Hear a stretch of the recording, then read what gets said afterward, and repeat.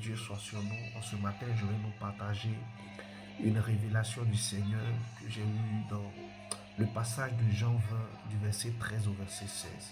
Il est écrit, il lui dit, femme, pourquoi pleures-tu? Elle leur répondit, parce qu'ils ont enlevé mon Seigneur et je ne sais où ils l'ont mis. Et en disant cela, elle se retourna et vit Jésus debout, mais elle ne savait pas que c'était Jésus. Jésus lui dit, femme, pourquoi pleures-tu? Qui cherches-tu? Elle, pensant que c'était le jardinier, lui dit, Seigneur, si c'est toi qui l'as emporté, dis-moi où tu l'as mis et je le prendrai. Verset 16, Jésus lui dit, Marie. Elle se retourna et lui dit en hébreu, Rabouni, c'est-à-dire maître. Alléluia. Regardez dans ce passage, il y a quelque chose de merveilleux qui se passe. Marie va au tombeau pour s'occuper du Seigneur, du corps du Seigneur. C'est cette Marie-là qui, dans le passage de Jean plus haut avec sa sœur Marthe, recevait le Seigneur. Pendant que Marthe s'activait pour prendre soin des gens, Marie, elle, était couchée dans le sein du Maître, écoutant le Maître. Et la Bible dit que Marthe a demandé au Seigneur de répondre sa sœur, mais le Seigneur lui dit, Marie a choisi la bonne part. Et c'est cette même Marie qui va au tombeau pour prendre soin du Maître, du corps du Maître.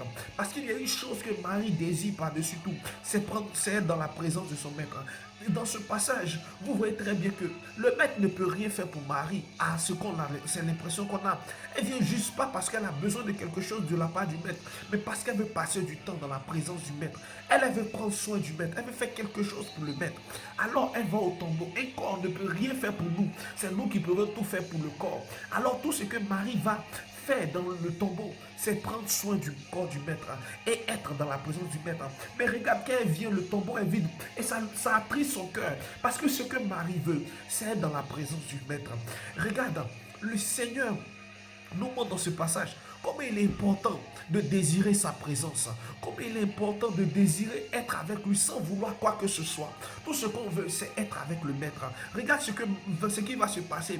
Cette même Marie, à cause de son désir d'être avec le Maître, va être la première personne qui va témoigner de la résurrection du Seigneur. Regarde, quand ton cœur va désirer être avec le Maître, plus que toute chose, quand ton cœur va désirer être avec le Maître, plus que tes biens, plus que ton travail, plus que les choses qui passeront, alors la résurrection sera pour toi. Alors la délivrance viendra pour toi. Tu as longtemps voulu avoir une réponse de la part du Seigneur par rapport à un besoin quelconque.